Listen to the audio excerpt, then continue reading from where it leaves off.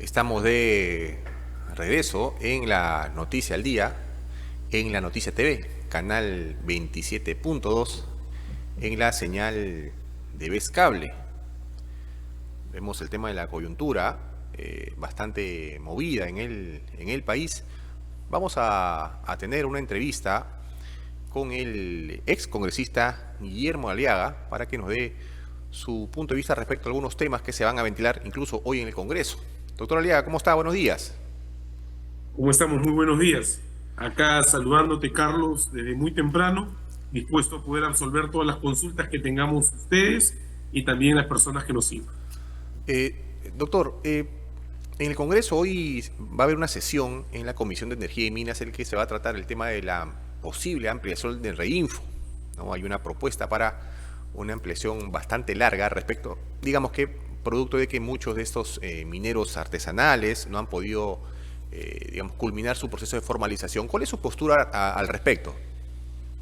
Bueno, hace un par de días tuve la oportunidad también de entrevistarme con La Noticia y les hice saber la postura, no solamente de quien habla, sino también de una organización política como es Somos Perú. Creemos que el proceso de formalización a lo largo de los años no ha sido fructífero. Pudo haberse iniciado en el año 2012 con una muy buena intención, que era traer hacia la formalidad a muchas personas que trabajaban en el sector minero en un estrato de pequeña minería y minería artesanal.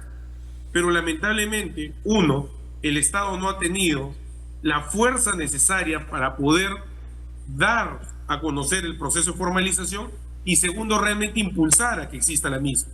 No solamente desde el punto de vista minero ambiental, sino desde el punto de vista laboral, tributario. Entonces, el Estado no ha hecho los mejores esfuerzos. Y si a eso le sumas que ha habido personas que han sabido utilizar, mal utilizar sería la palabra, la protección que te daba el registro de formalización, pues tienes un caos hoy en día donde hay un grupo de mineros que realmente quieren formalizarse y que no han podido hacerlo porque el sistema es burocrático, y tienes un segundo grupo de personas que lo único que utilizan es el registro de formalización para poder tener una protección ante algunas actividades de carácter ilícito. Claro. Doctor, en un inicio, esta tarea del Reinfo está en manos de los gobiernos regionales, ¿no? Ahora ha pasado a una entidad que está adscrita al Ministerio de Energía y Minas. ¿Por qué cree usted que se da este cambio? ¿Los gobiernos regionales fracasaron en este intento, en esta labor del Reinfo? Es una excelente pregunta, Carlos. Y resumes bien. En el año 2004, durante el gobierno de Toledo, se desconcentraron una serie de facultades, competencias, entre ellas lo que era el análisis de la pequeña minería y minería artesanal.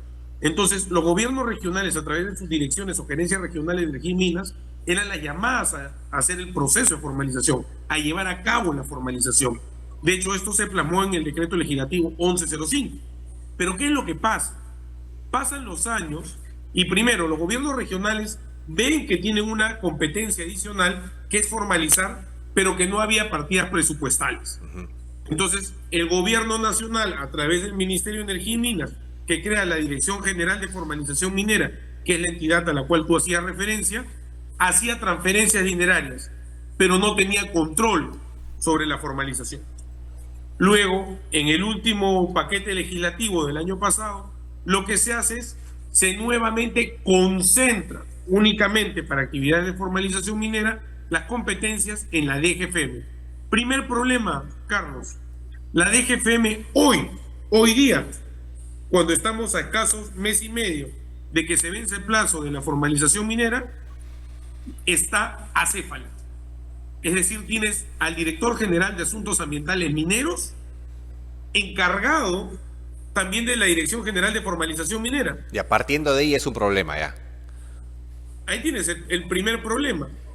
¿Qué hace esa entidad que tiene más de 31,000 mineros en proceso de formalización? Acéfalo. El gobierno tiene que primero colocar a una persona idónea que conozca realidad regional, realidad de formalización y realidad nacional de minería para que pueda cumplir estas expectativas válidas que tienen muchas personas. Lamentablemente el tiempo es muy corto El tiempo, la esperanza de vida hoy en día es el 31 únicamente de diciembre. Claro, el tiempo es, como usted menciona, el tiempo es bastante corto y en medio de esto hay una protesta fuera del Congreso que, bueno, decenas de mineros artesanales se han apostado a los exteriores del Congreso para, digamos, exigir que se amplíe el reinfo. Pero para algunos entendidos, algunos especialistas, incluso el ex ministro de Energía y Minas, Carlos Herrera Descalzi, se ha opuesto a una a una nueva ampliación. ¿Por qué? Porque señala que esto es algo casi cíclico, ¿no? Casi siempre, cuando ya se va a vencer el tema del plazo que se da esta ampliación, suelen darse estas marchas, estas protestas, como una especie de presión a la Comisión de Energía y Minas y termina cediendo para una nueva ampliación. Digamos, esta ampliación que se podría dar, que se está evaluando en el Congreso, debería ser más, valga la redundancia, más amplia mientras se da el tema de la ley. ¿Cuál es su postura? Mire, yo creo que acá hay ciertas cosas que no pueden ser motivo, la protesta, para que se puedan generar contramarchas. Y me explico básicamente lo siguiente. El gobierno tiene que reconocer, y considero que el presidente constitucional, Gerí, que es una persona que es bien letrada y con quien he tenido la oportunidad de charlar de este tema antes de que asuma la presidencia de la República, el presidente Gerí tiene una gran oportunidad de deslindar de gobiernos pasados que hicieron una pantomima del proceso de formalización. Y me explico. ¿Cómo es posible, mi estimado Carlos, que en el marco del proceso de formalización, donde tienes gente que está trabajando, que está laborando, porque si tú no trabajas, eres excluido del proceso de formalización? Entonces hay gente que está trabajando. Sobre esa premisa, si esa gente está trabajando en uno de los sectores productivos más grandes y más riesgosos, ¿cómo es posible que tengan 1 o 2 personas en planilla? Es imposible, Carlos. Claro.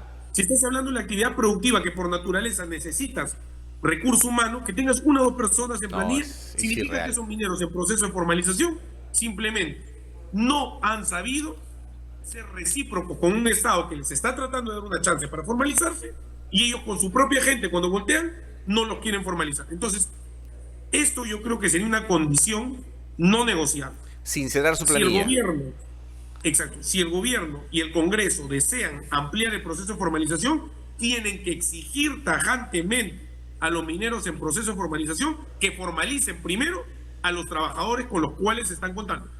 Claro, sería un punto de partida porque demuestras que tienes al menos la intención de formalizarte. Ahora, aquellos que no lo hagan, obviamente, das la señal de que no te interesa la formalización o no te conviene formalizarte. ¿Hay un sector al que no le conviene esto? Sí, de hecho hay un sector que no quiere la formalización porque en el Decreto Supremo 017-2018-M se estableció que los mineros podían cambiar de concesión minera si es que había existido un error. ¿Qué fue lo que sucedió realmente? Es que bajo ese esquema o bajo esa causa, lo que se hizo fue que algunas personas que encontraron mineral en un punto, luego se pasaban a otro punto y ahí se perdía a veces el rastro del catastro de formalización. Entonces, es interesante no formalizarte porque puedes hacer el cambio. Claro. Pero si te formalizas, te quedas en una labor minera y te la juegas. Entonces, hay algunas personas que sí no tienen realmente un interés. Creo que deberían ser los menos. Claro. Y hoy en día también es importante resaltar, mi estimado Carlos, que si es que se decidiera por ampliar el proceso de formalización, hay 2 cosas que considero que no deberían tomarse en cuenta. La exigencia de un plazo adicional de 4 años no tiene mayor sentido. El gobierno tiene que hacer mea culpa y decir sí, cuando pasé la potestad de la DGFM, que absorbió las facultades del gobierno regional, sí se ha perdido tiempo. Tengo acéfala a la institución, ok, hago el mea culpa y te doy plazo, pero no 4 años. Claro. Y en ese, usted ha sido congresista de la República, sabe cómo se manejan las cosas en el interior del Parlamento. ¿Cuánto tiempo cree usted que puede demorar sacar una ley como esta denominada ley MAPE, que fue bastante cuestionada, en el poco tiempo que le queda al Congreso? Mira, yo creo, mi estimado Carlos, y es lamentable decir que es un sueño utópico pensar de que la ley MAPE va a salir al 31 de diciembre. No hay un consenso y la voluntad política está orientada más por una solución de corto plazo, como puede ser ampliar el plazo del reinfo. Mira, la ley MAPE ha ingresado por parte del Ejecutivo, la propuesta o proyecto de ley por parte del Ejecutivo con bastantes meses de anticipación y no tienes un dictamen en consenso. Sin embargo, la ampliación del proceso de formalización se ha generado con menos tiempo y ya se evacuó un dictamen. Claro, es porque tienes que parchar el hueco y no dar una solución a largo plazo.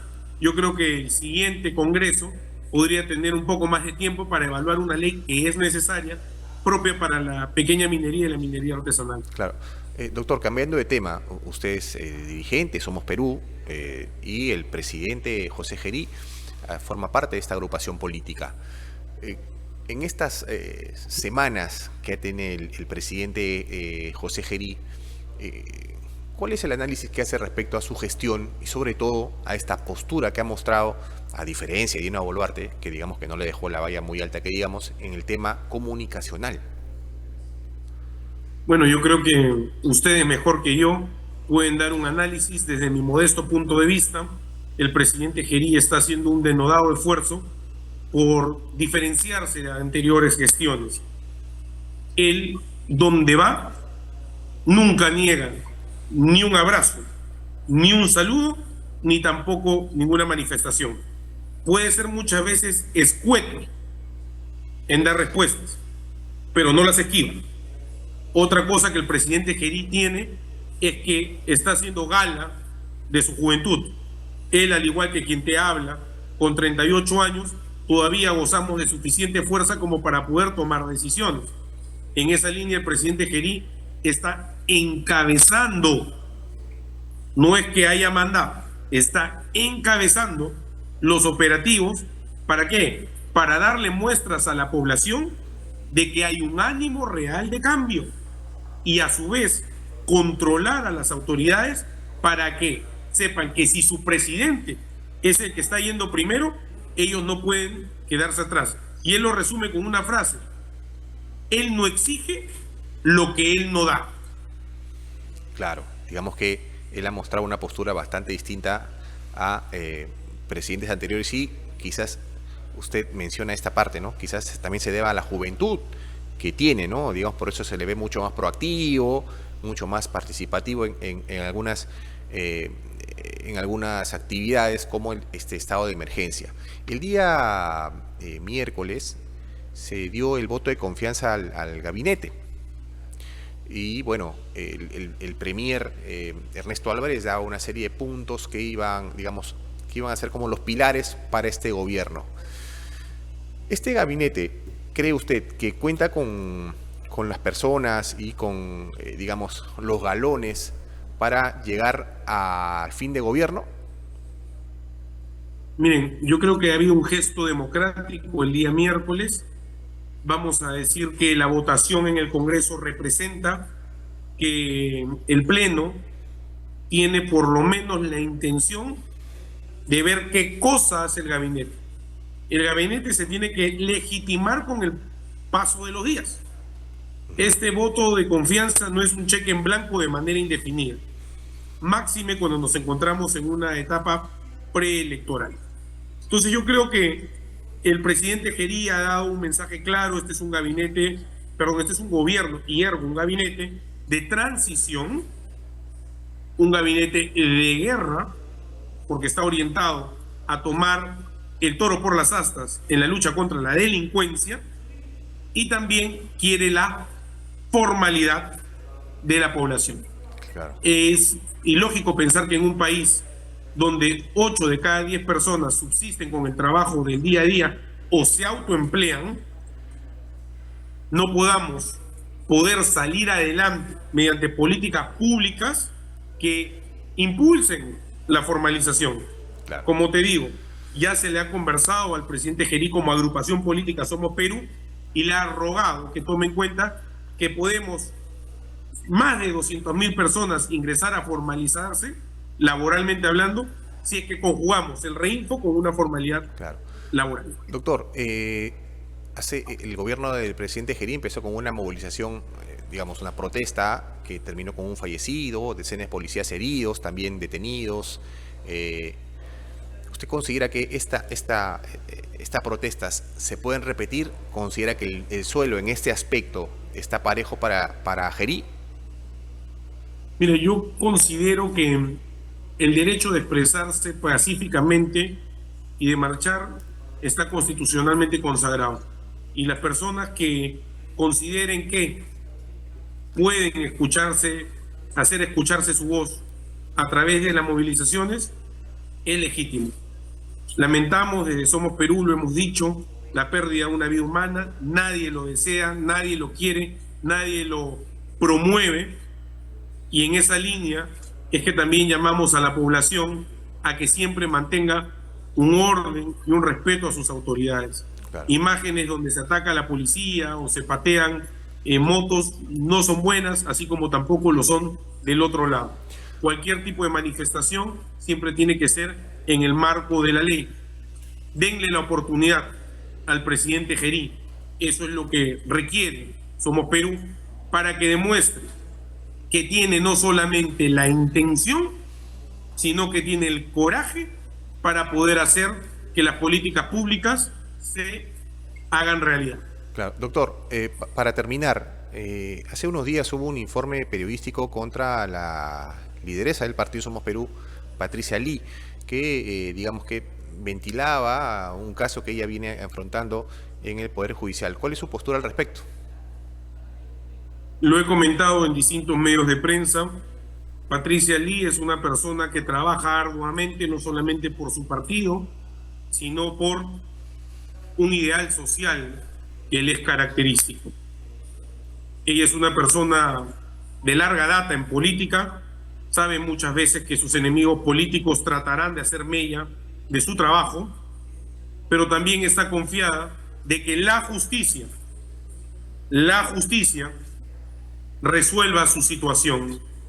Entiendo que ella no tiene ningún tipo de responsabilidad, goza de un principio de presunción de inocencia, motivo por el cual en un estado donde tenemos que respetar a nuestras instituciones y saber acatar lo resuelto por las mismas, si la justicia no define una cosa ajena contra Patricia Ly, hacer comentarios de un proceso que es privado nos causa extrañeza. Y confiamos en ese sentido que el Poder Judicial o las instancias que fueran pertinentes tengan a bien reconocer que no ha existido ningún tipo de comisión de delito. Bien, doctor, el tiempo ha quedado corto, bueno, y queremos comprometerlo de repente para la próxima semana, tenerlo en estudios para este bloque que tenemos de la noticia electoral, dado que usted tiene una experiencia ya en el Parlamento, para que nos cuente un poco cómo es el teje y maneje en el Congreso de la República. Muchas gracias, desde ya mi agradecimiento para ustedes, para toda la plana periodística. He visto el crecimiento de la noticia, los felicito por hacer política y hacer periodismo decente y honesto. Muchas gracias. Bien, que tenga buen día, muchas gracias. Estuvo con nosotros el ex congresista Guillermo Aliaga, con quien hemos hablado largo y tendido sobre el tema del reinfo y la situación, o digamos, el gobierno del presidente José Gerí, de Somos Perú. El ex congresista Aliaga es dirigente de Somos Perú, bueno, y lo conoce de cerca.